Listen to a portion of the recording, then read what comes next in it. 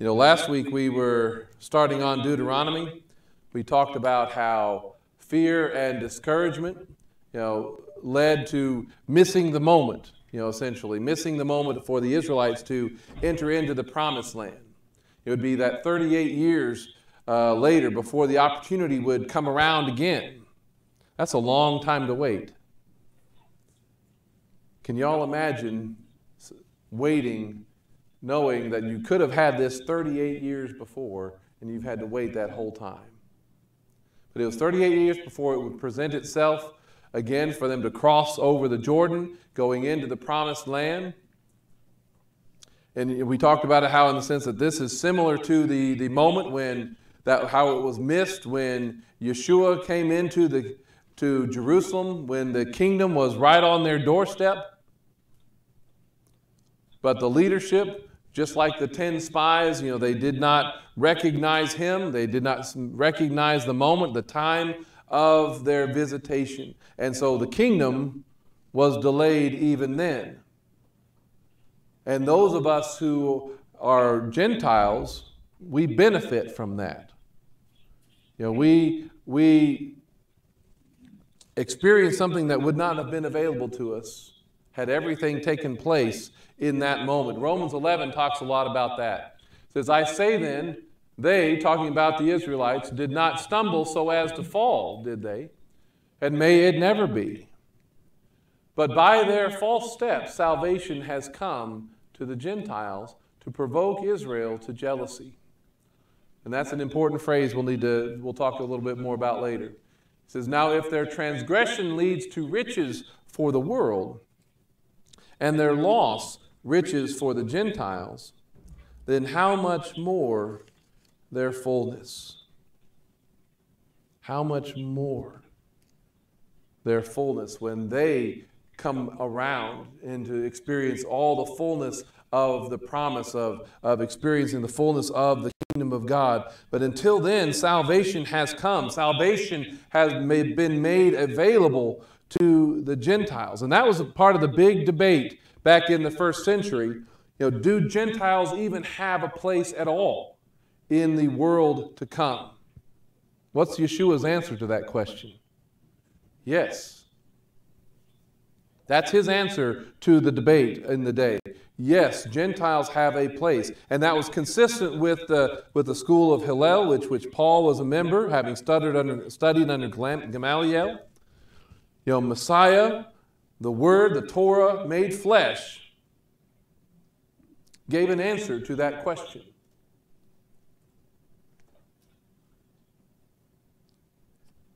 And he invited the world, he invited the nations, he invited the Gentiles to believe in the God of Abraham, Isaac, and Jacob.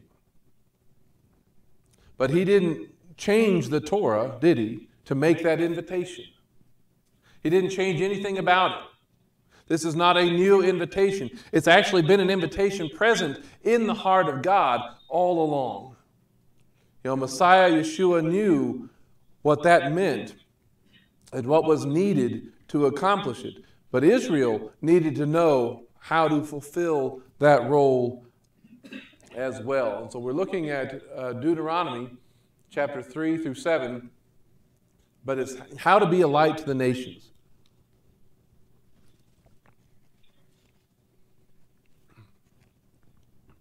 How to be a light to the nations. How were they, even back in Deuteronomy, supposed to fulfill that role and that calling? Because that was a calling that was a part of the heart of God. You see it in Isaiah chapter 51. He says, pay attention to me, my people. Give ear to me, my nation. For Torah will go out from me, my justice as a light to the people. So where is the Torah supposed to be going? Out from him, right? And it's going to where? To the peoples, to the nations, right? It is supposed to go out, his justice as a light. Can justice go out and not only be judgment? I mean, we tend to think about his justice going out in judgment, right? Is that the only way that it can go out? No. It doesn't have to be in a heavy-handed judgment. He wants his Torah to go out from him, his instruction, his justice as a light. God wants his people to understand something about the role of his Torah and the hope of his justice that's not just for them, but for everybody. It's through his people, through the giving of the Torah, through his instruction, light is supposed to shine to the Gentiles and to the nations. And why shine a light at all? Why shine a light? I mean, if the Torah and everything is supposed to be his light, and the nations don't have his light, then what do they have? They have darkness, don't they? They have darkness. And why would you shine a light to those who are trapped and wandering in darkness if you don't want them to go where? You want them to start coming toward the light, don't you? Isn't that why all of these cities and all of these different stores, you know, when night comes around, do they leave the lights off? Do they turn on their signs outside? Why do they do that? Because they want to get their attention so that they will come inside. The intention of shining this light to the peoples is that they may be drawn to the light and find peace and shelter. Most of the nations, most of the Gentiles don't know it. They don't even recognize it. They don't even realize it. But they are held captive in their own form of Egypt. They are held captive in their own form of slavery, and they don't even realize that they're in that darkness at all. And God's heart is to deliver them, to rescue them, just as he did rescue Israel. That's Colossians chapter 1. He says, he rescued us from the domain of darkness and brought us into the kingdom of the Son whom he loves. That's a much bigger plan than just the one Exodus that took place so long ago. His desire is to rescue anybody willing from the darkness that we are held by and bring us into the kingdom of the Son, bring us into the light. And to that end, to accomplish that goal of making redemption available to all the nations. God started by calling one man, one family, and one nation. One man, Abraham, in whom all the families of the earth is going to be blessed. That's Genesis 12:3. One family, these 12 tribes, one of which through whom is Judah is going to come Messiah, right? One nation that shows the pattern of redemption, the one who receives the Torah of God, who's supposed to live out his ways. Because Israel has a special place and a role to play in God's heart, in God's goal of sending out his Torah, sending out his light to all the peoples. Deuteronomy chapter 4 puts it like this: indeed, ask now about the former days that were before you, from the day that God created man on the earth, and ask from one end of the sky to the other, has there ever been such a great thing as this, or has anything like it been heard? Has a people ever heard the voice of God speaking from the midst of the fire as you have heard and lived? The calling of the nation is as big of a deal as the creation itself. Y'all see that? When he started everything, in calling this one nation out,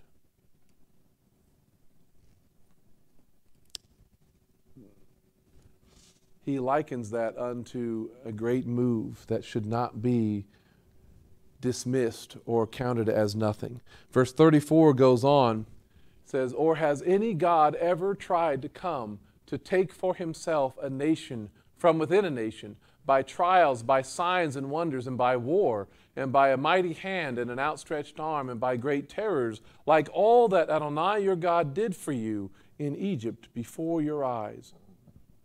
You were shown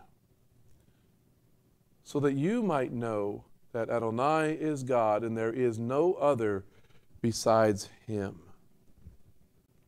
That's what they needed to take from all of those experiences. That's what they needed to know and learn and hold on to. They were shown so that they may know that there is only one God. There is no other. Everybody, including Abram's family, when he received his call back in Genesis,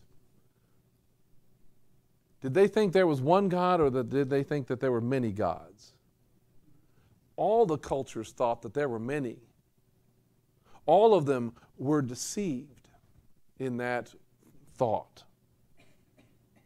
All of them were deceived until the Creator began reaching out and revealing himself to this people, to this one man, to this one family, to this one nation, because he loved Abraham and the patriarchs, because he made certain promises to them.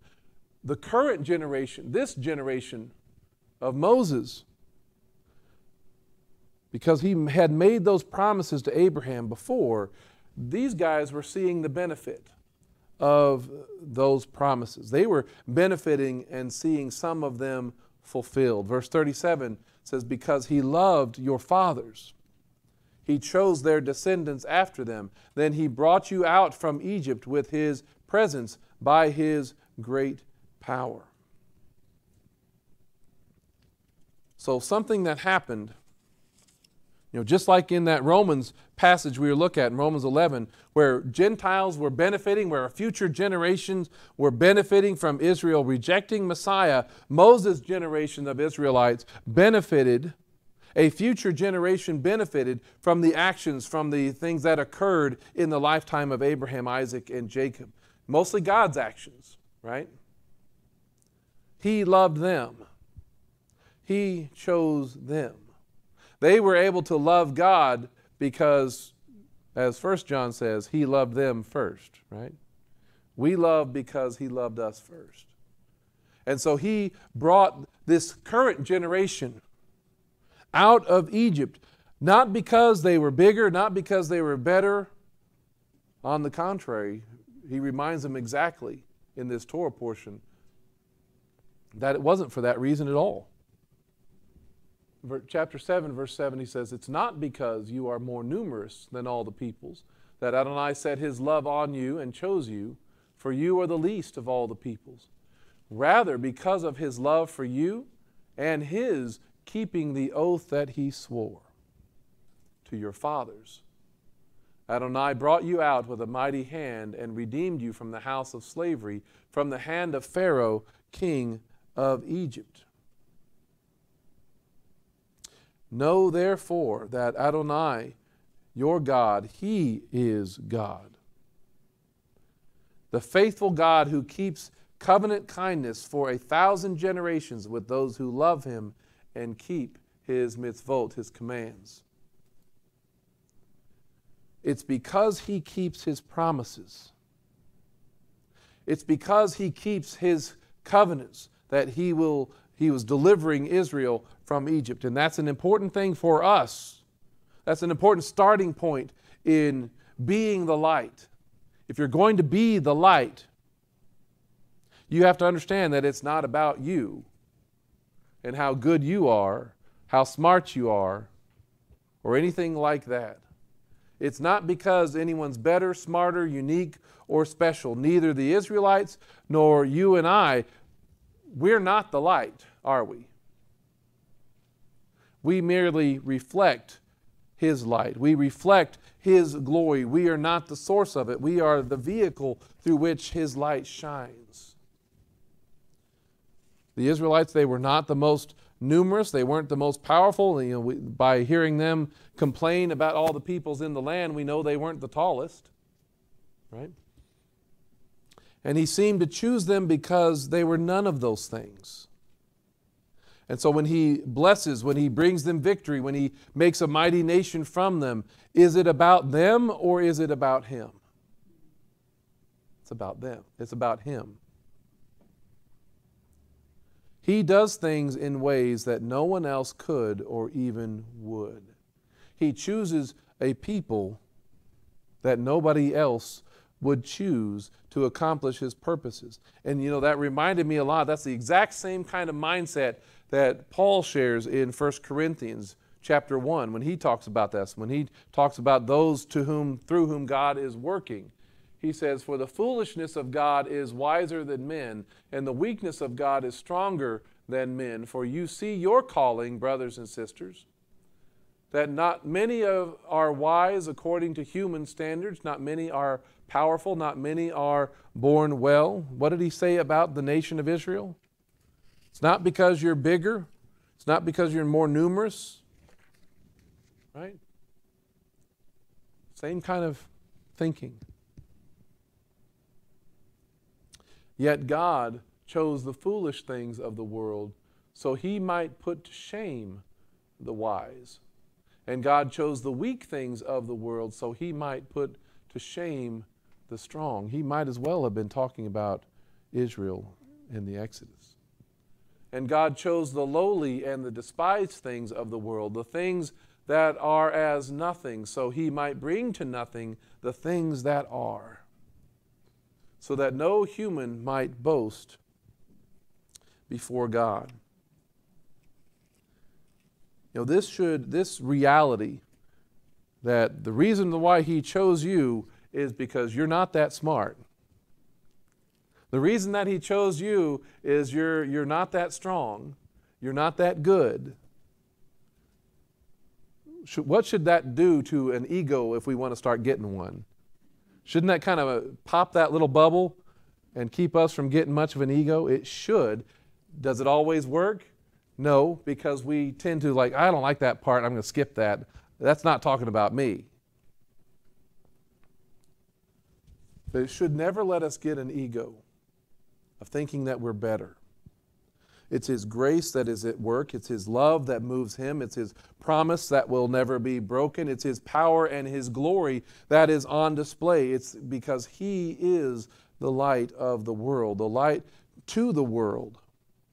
It's light to a world that is trapped in darkness. So for the Israelites to be the light to the nations, they had to start with the understanding of who he is and who they are in his plan. And that's why the Shema is so important, right? Shema Yisrael, Adonai Eloheinu, Adonai Echad. Hear, O Israel, the Lord our God, the Lord is one.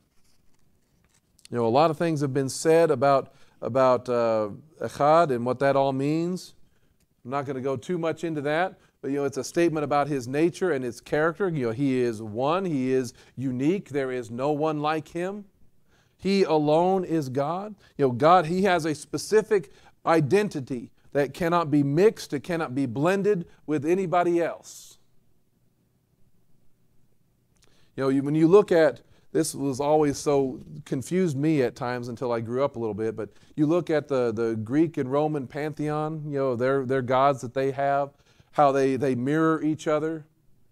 Zeus in Greece has a parallel over in Rome. What's his name? Jupiter. Y'all remember that stuff? Ares is Mars and so forth. Y'all remember all that? Many gods in multiple cultures have the same description. They have the same backstory. They're just called by a different name. That does not work with the God of Abraham, Isaac, and Jacob. He is known by what he has done for his people. The Shema is a statement of his nature and his character, but it's also a call, it's also a declaration of relationship and faith. Another culture cannot claim him. Another culture cannot claim his identity and just rename him, right? You can't just say, okay, this is him, but we're going to call him something else, because no other culture has Abraham, Isaac, and Jacob. He is God, the only God, and he is that with or without us. But the Shema makes it personal. He's not just any God out there, but he's our God. He alone is uniquely our God, this people's God. In a world that tries to make everything a God, right? Everything out there. There a rock, a tree, a mountain. the sun, the wind, the universe. I am God. We are God. We are part of God. God is everything.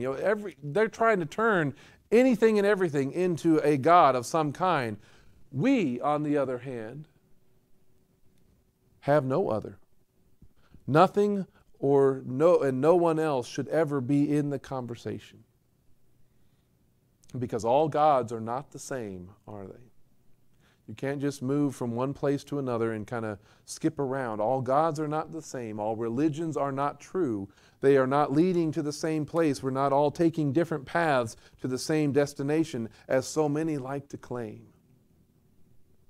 Other gods, other philosophies, other paths have a fundamentally different understanding of the universe, of our situation, and the fix or the cure for it. Some don't think there's a fix that's needed at all, because this is as good as it's going to get.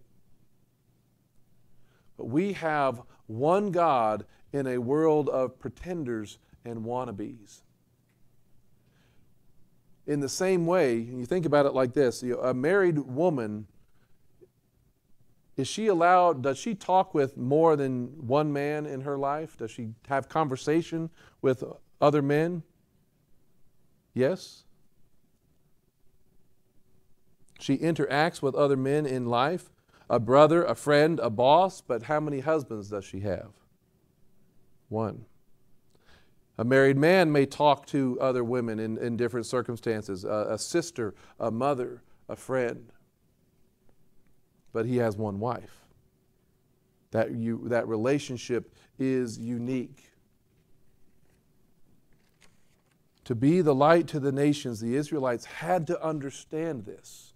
They must understand their response to this God and what He has done for them. They had to hear and understand this. And the first response to this reality, to this relationship, should be what? As this passage continues, our first response to this is love. Love Adonai your God with all your heart, with all your soul, and with all your strength. These words which I am commanding you today are to be on your heart. You are to teach them diligently to your children. Speak of them when you sit in your house, when you walk by the way, when you lie down, and when you rise up. Bind them as a sign on your hand. They are to be as frontlets between your eyes, and write them on the doorposts of your house and on your gates. Is there any part of your life that the love for God is not supposed to penetrate it? It's not supposed to be in charge of it. There's nothing that you're supposed to hold on to where something else or someone else has a place of residence. The Shema is the essential starting point for obeying all of the commands of God. And if you miss this truth, the truth that's in the Shema, everything else falls apart. When God speaks, what are we supposed to do? We're supposed to Shema. We're supposed to listen. When God redeems, we're supposed to love. When God gives children, what are we supposed to do? Teach, right? When God has you travel, what are you supposed to do along the way? Talk about Him, share. When God gives you something to do, you bind it, you restrict it, you restrict your efforts to that which pleases Him, and you do so in a way that pleases Him. When God shows you something, allows you to see, you fix your eyes on Him. When God blesses, you remember. All of these things, where our thoughts, our actions, everything about our lives is supposed to be seen from the perspective of our relationship and our walk with Him. This is very similar to how, again, Paul talks about things in Philippians. Finally, brothers and sisters, whatever is true, whatever is honorable, whatever is just, whatever is pure, whatever is lovely, whatever is commendable, if there is any virtue and if there is anything worthy of praise, dwell on these things. To be the light. Understand who we are in light of who He is and what He has done on our behalf. And so we think about those things that reflect Him. We think about those things that reflect Him and His nature, and we do those things that reflect Him and His nature, that are pleasing to Him. God and His ways, His commandments, His Torah, is all these things. His Torah is all of this. Can be said of His instructions, of His Word, and the way of life that it describes. It's so much better than other people. It describes a life that is so much better than the nations that are trapped in the darkness. It is so much better that those other people, those that are there in the nations, who are there in darkness, who see your light shining, they're going to want to be a part of that way of life. Because notice what Israel's obedience to God creates. Back in Deuteronomy chapter 4, he says, "See, just as Adonai my God commanded me, I have taught you statutes and ordinances to do in the land that you are about to enter to possess. You must keep and do them, for it is your wisdom and your understanding." Where? In what context? In the eyes of the peoples, right? Not within their own nation, not just for themselves. It's wisdom and understanding in the eyes of all the other people that are around you, that are watching, that are paying attention, that are interacting with you. And those peoples who will hear all these statutes and say, because if you're talking about them as you're going along the road and traveling and conducting business, all those other types of things, they're going to hear all of these statutes and say, surely this great nation is a wise and understanding people. For what great nation is there that has God so near to them as Adonai our God is, whenever we call on Him? What great nation is there that has statutes and ordinances that are righteous, like all this Torah that I am setting before you today?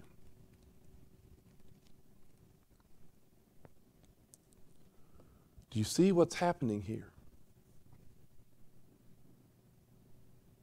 The nations are supposed to be seeing the Israelites live out this relationship and this walk with God, and this walk in this Torah, in these commandments. They're supposed to see that. They're supposed to hear it. When Paul was saying that the Gentiles, back in Romans 11, by receiving Messiah, right, by becoming obedient to His word and His way of life, the Gentiles coming to this way of life would be used to do what? To make Israel jealous.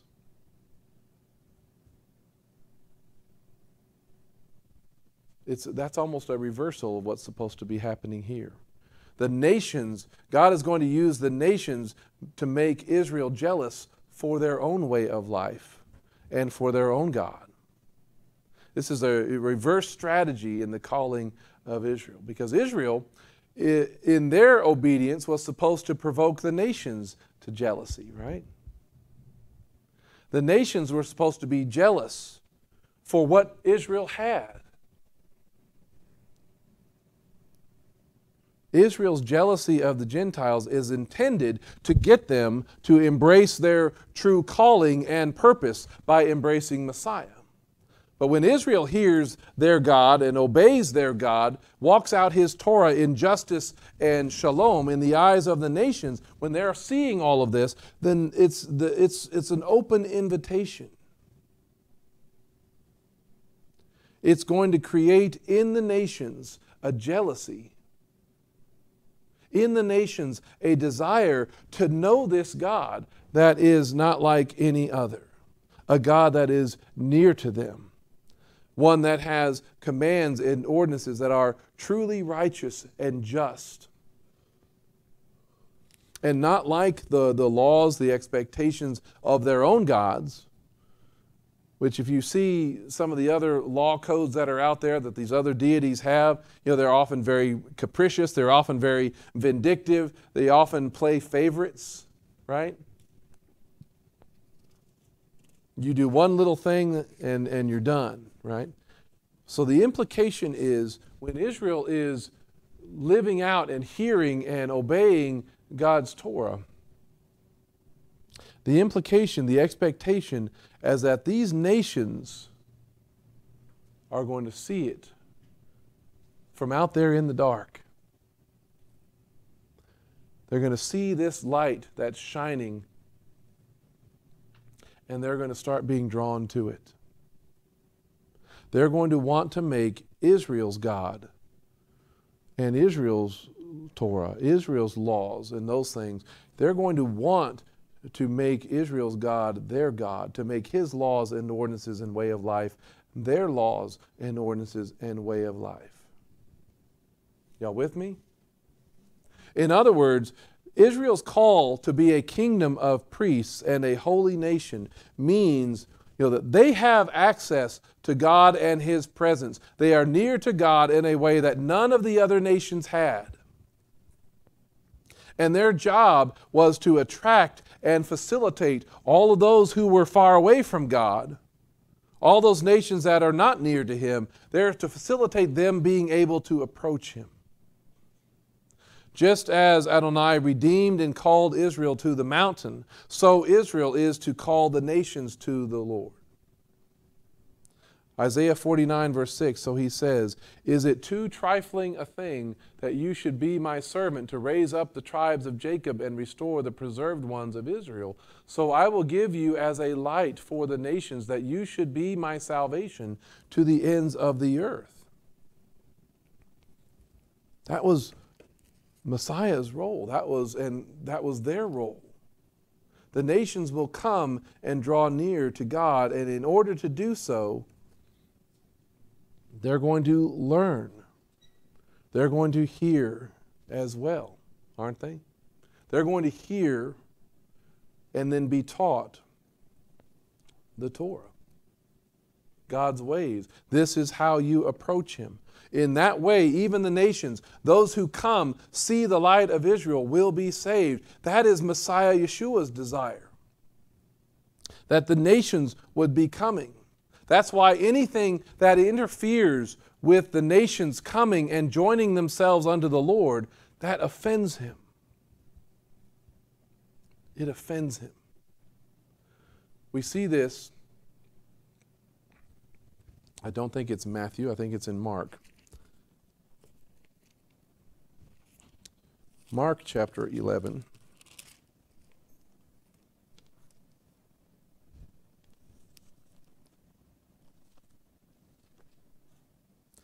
No, I forgot to change.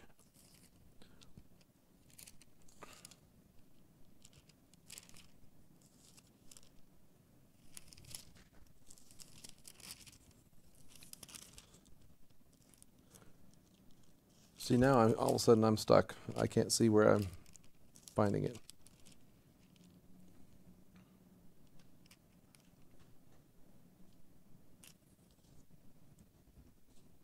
Yeah, so Mark 11:15. So it's not Matthew. It says, "Then they came to Jerusalem, and he entered the temple and started to drive out those selling and buying in the temple." Again, anything that interferes with them fulfilling their calling and their purpose. And he overturned the tables of the money changers and the seats of those selling doves, and he wouldn't let anyone carry goods through the temple. Right? Now the question is why? Why did this offend him so much? He began to teach them, saying, "Is it not written, my house shall be called a house of prayer for who? For all the nations." That's in Isaiah 56. "But you have made it a den of thieves," quoting Jeremiah 7. That's what bothers him the most.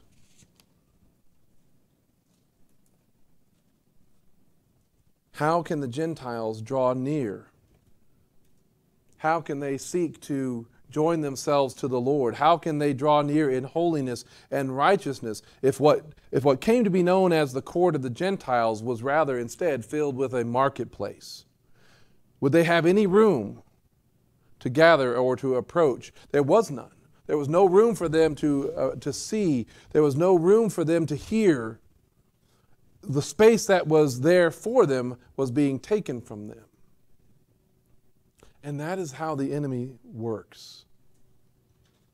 The enemy who does not want to see Israel fulfill their calling by making the nations jealous. And so what he does is he fills what's supposed to be a house of prayer for all the nations with a marketplace. He moves them, motivates them, causes them to debate, well, do the Gentiles even have a place at all? Right? That's the enemy trying to keep them from fulfilling their calling. How can the Gentiles draw near?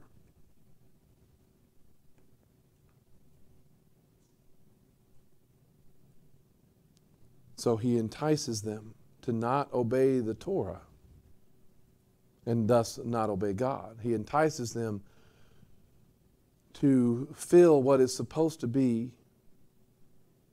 this house of prayer with a market. But the enemy also has a strategy for us. We need to realize that in talking about being a light to the world. If he can convince them that, hey, the Gentiles, you don't want to let them come close. You don't want to let them draw near. You don't want to even give them an opportunity to join themselves unto us. The enemy has a strategy to prevent Gentiles fulfilling their purpose. Because what's our purpose? Our purpose, Israel is supposed to make the nations jealous, we're supposed to make Israel jealous. And for Israel to fulfill their calling, it was obedience to the Torah, to be that light so that they might be drawn to those laws and that way of life, right? If obedience to Torah was how they enticed the nations, it's the obedience to the Torah by the Gentiles that's supposed to make Israel jealous for their own God and their own way of life.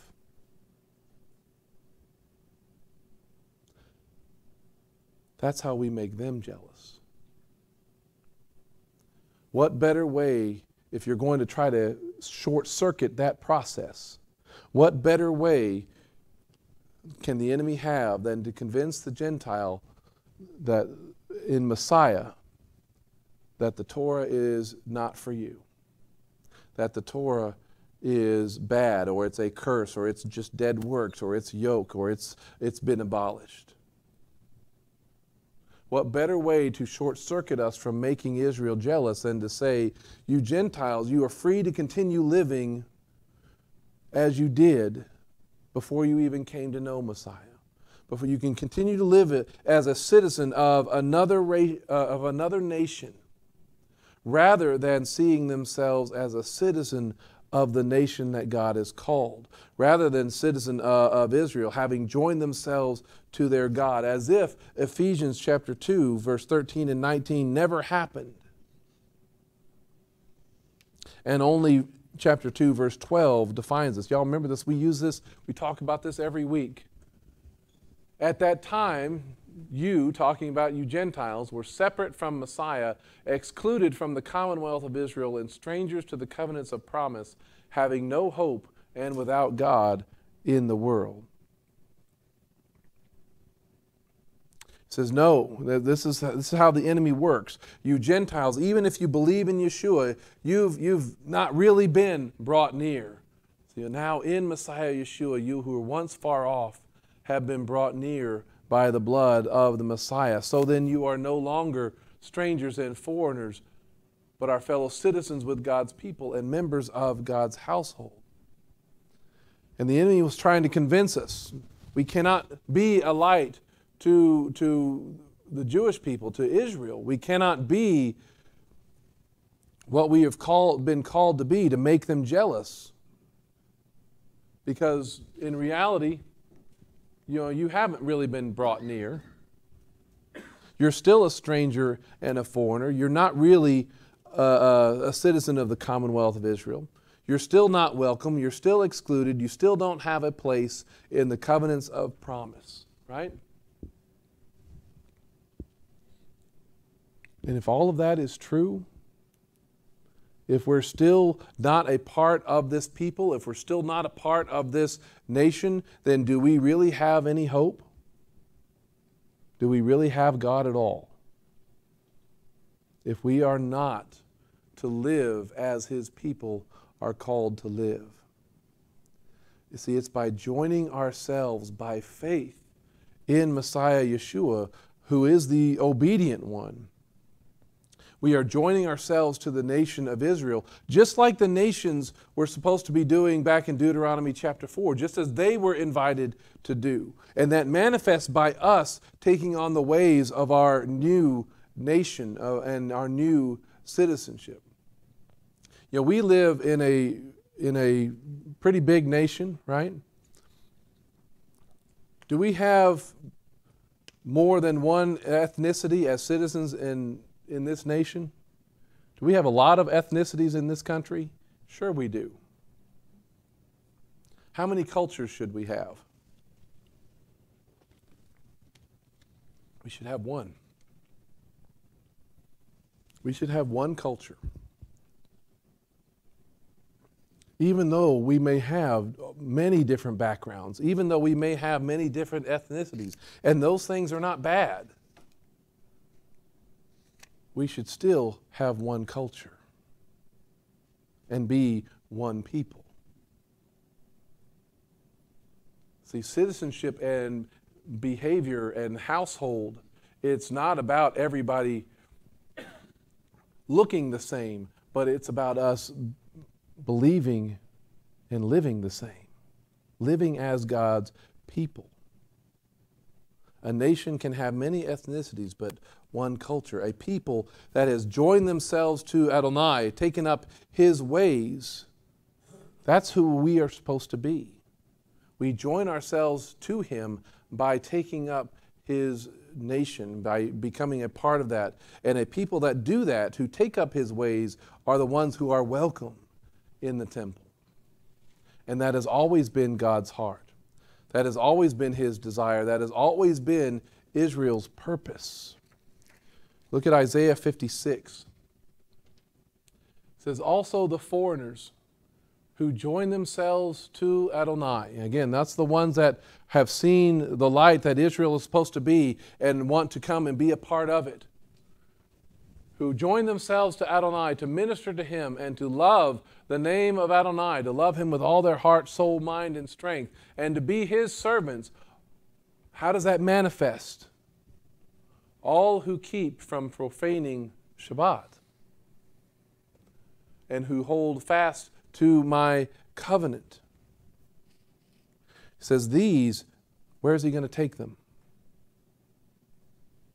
These I will bring to my holy mountain, and let them rejoice. Where? In my house of prayer.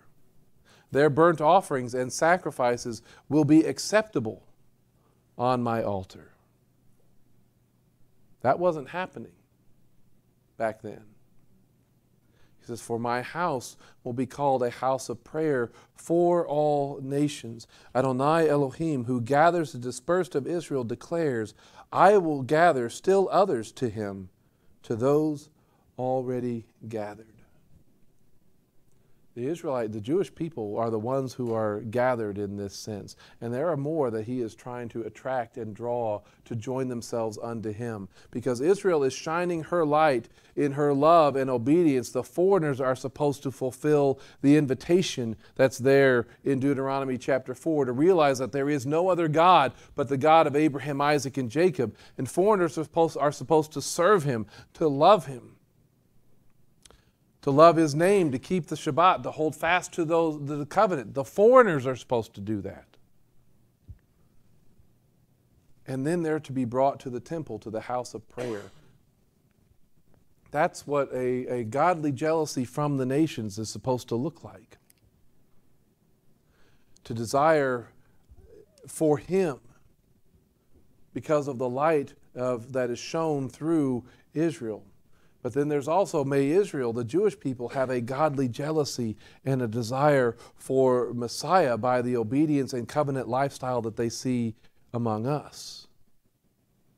And how has the enemy interfered with that? But may it happen soon in our day when we can truly see the light of God and His Word and His way of life in each other. Because that's where we're going.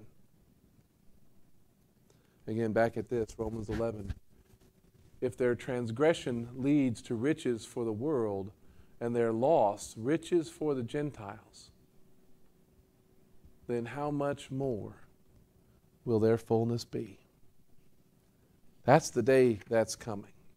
That's the day that we are waiting for. That's the day when we are looking forward to, when both the nations and Israel, the Jewish people and the Gentiles, are made one new man as citizens of the kingdom of God.